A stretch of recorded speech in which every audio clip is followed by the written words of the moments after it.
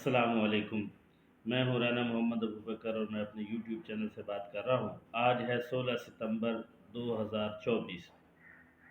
جیسا کہ آپ کو پتہ ہے کہ کل رات حکومت نے کوئی جوڈیشری کے بارے میں بل امینڈمنٹ پیش کرنے کی کوشش کی اور اس کو پاس کروانے کی کوشش کی، لیکن ایک فرد واحد کی وجہ سے یعنی مولانا فضل الرحمان کی وجہ سے وہ امینڈمنٹ پاس نہ ہو سکی اور حکومت کو آخرکار شکست کھانا پڑی۔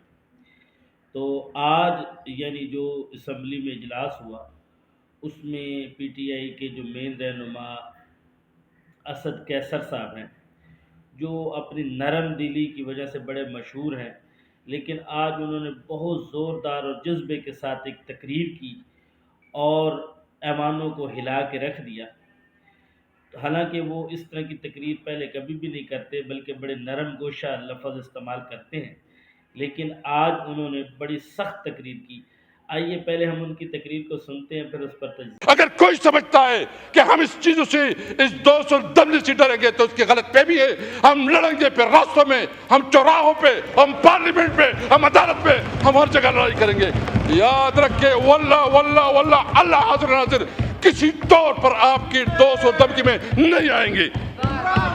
سب سے پہلے تو میں آپ کا شکریہ ادا کروں گا کہ آپ نے جو ہمارے 10 پارلیمنٹیرین جس کے اوپر جو ہے نا ناجائز کیس بنایا گیا تھا اور پارلیمنٹ کے اندر سے اٹھائے گئے، آپ نے اس کا پروٹیکشن آرڈر ایشو کروایا، تو میں آپ کا شکریہ ادا کرتا ہوں۔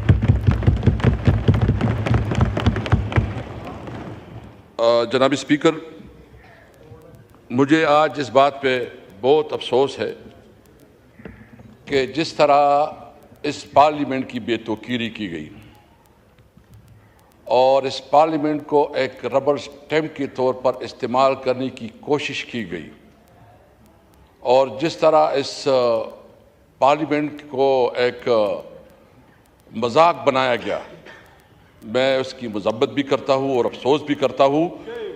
اور میں اس حوالے سے اپنے پی ٹی آئی کے تمام جو ہمارے ایم این ایز ہیں، ان کی بہادری، ان کی جرأت کو سلام کرتا ہوں۔ خاص کر میں مولانا فضل الرحمان صاحب کا شکریہ ادا کرتا ہوں کہ اس نے جتنے حکمت اور بہادری سے اس حالات کا مقابلہ کیا، اور میں محمود چکزئی صاحب اور آئین پاکستان کی لیڈرشپ کے بعد شکریہ ادا کرتا ہوں۔ جناب اسپیکر، خواجہ آصف صاحب نے بڑی ایک طریقے سے اپنی نقطہ نظر جو ہے نا سامنے رکھا۔ میں پوچھنا چاہتا ہوں، لا منسٹر صاحب بیٹھے ہیں، یہ خود فرما رہے تھے کہ میرے پاس کوئی ڈاکومنٹس نہیں ہیں، یہ کمیٹی کی رپورٹ کے مطابق۔ اگر لا منسٹر کے پاس پتہ نہیں، اگر حکومت کے نمائندوں کے پاس پتہ نہیں، تو یہ بتائیں کہ یہ ڈراپ اور یہ نسخہ کہاں سے آیا، یہ کیمیا کہاں سے آیا، اور یہ بتائیں۔ مجھے سب سے زیادہ افسوس جو ہے، مجھے سب سے زیادہ افسوس پیپل پارٹی پہ اور خاص کر بلاول بھٹو صاحب پہ ہے کہ ان کو سارا علم ہے، سارا، اس کے پاس پورا ڈرافٹ تھا، پورا ڈرافٹ 56 امینڈمنٹس انٹروڈیوس کی گئی تھی۔ یہ بتائیں کہ کیا آرٹیکل 8 اور آرٹیکل 191 آرٹیکل 99 اس میں انہوں نے جو امینڈمنٹس ہے اس کو پروپوز نہیں کیا تھا، وہ ان کے ساتھ بھی شیئر نہیں ہے۔ یہ تو بنیادی شہری حقوق کو بھی سلب کرنا چاہتے ہیں۔ اور مجھے یہ بتائیں کہ اگر اتنا قیمتی نسخہ تھا، دیکھو ہم کیا کوئی اس ملک کے دشمن ہیں؟ ہم چاہتے ہیں کہ اس ملک ریفارم آئے، ملک لوگوں کو جو ہے نا سہولت ملے، عدالتی جوڈیشل ریفارم آئے۔ ہم نے پہلے بھی اس پہ بات کی، ہم چاہتے ہیں اگر امینڈمنٹ لانے ہیں تو بالکل لائے، بے شک لائے، ڈسکس کرے، ڈیبیٹ کرے۔ یہ آئینی امینڈمنٹ، یہ پورا جو 25 کروڑ عوام ہے، آل سیگمنٹ آف لائف، سب کے اوپر اثر انداز ہوتا ہے۔ تو یہ بتائیں کہ کیا تاریکی میں سیٹرڈے اور سنڈے چھٹیوں میں چوری کی طرح ڈاکہ زنی کرتی ہوئی یہ امینڈمنٹ پاس کرنے ہوتے ہیں؟ اگر کوئی سمجھتا ہے کہ ہم اس چیزوں سے اس 210 سے ڈریں گے تو اس کی غلط فہمی ہے.